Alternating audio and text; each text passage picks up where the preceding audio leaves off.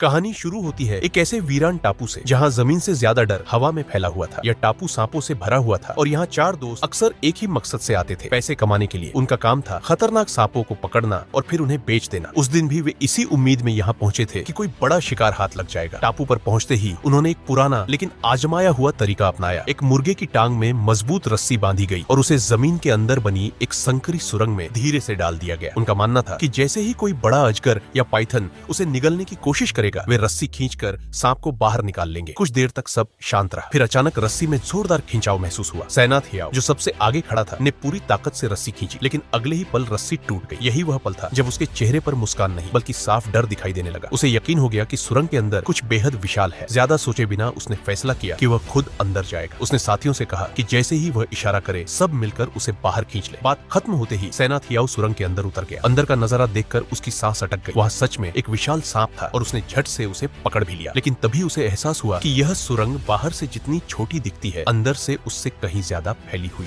अजीब सी आवाजें गूंजने लगी। बाहर खड़े उसके दोस्त को लगा कि सैनाथ हियाव उन्हें डराने के लिए नाटक कर रहा है। हंसते हुए उसने मदद करने की बजाय उसके पैरों में गुदगुदी करनी शुरू कर दी। मगर मजाक उसी वक्त खत्म हो गया जब सैनाथ हियाव की चीखें सचमुच डर से भर गई। तीनों दोस्त मिलकर रस्सी खींचने लगे, लेकिन तब तक देर हो चुकी थी। सुरंग के अंदर से एक बेहद विशाल सांप झपटा और पल भर में सैनाथ हियाव को अपनी पकड़ में लेकर अंदर खींच ले गया। घबराए हुए आर्विंग ने हाथ डालकर उसे बचाने की कोशिश की, लेकिन अगले ही सेकंड एक सांप ने उसके हाथ को जकड़ लिया। बड़ी मुश्किल से उसे बाहर निकाला गया। उसके हाथ से चिपके सांप को तुरंत मार दिया गया, लेकिन नुकसान हो चुका था। सुरंग के अंदर से आ रही भयानक अजीब आवाजें अब किसी आम सांप की नहीं लग रही थी। सबको लगने लगा कि वहाँ कोई और ही खौफनाक चीज छिपी हुई है। डर के मारे वे लोग बिना पीछे देखे अपनी नाव की ओर भागे। रात हो चुकी थी, बारिश तेज हो रही थी, नाव आगे बढ़ रही थी और इरविंग अंदर ही अंदर टूट चुका था। उसे लग रहा था कि सैनाथ हियाव की मौत का जिम्मेदार वही है। इसी बात पर नाव में बहस शुरू हो गई और तभी अचानक नाव को नीचे से जोरदार टक्कर लगी। उस झटके के बाद सबके दिमाग में एक ही ख्याल आया, कहीं वही टापू वाला खौफनाक मॉन्स्टर उनका पीछा तो नहीं कर रहा। कुछ समझ पाते उससे पहले ही नाव को एक और भयंकर झटका लगा। इस बार असर इतना ज्यादा था कि पूरी नाव बुरी तरह डगमगा गई और डैबिंग संतुलन खोकर सीधे पानी में गिर।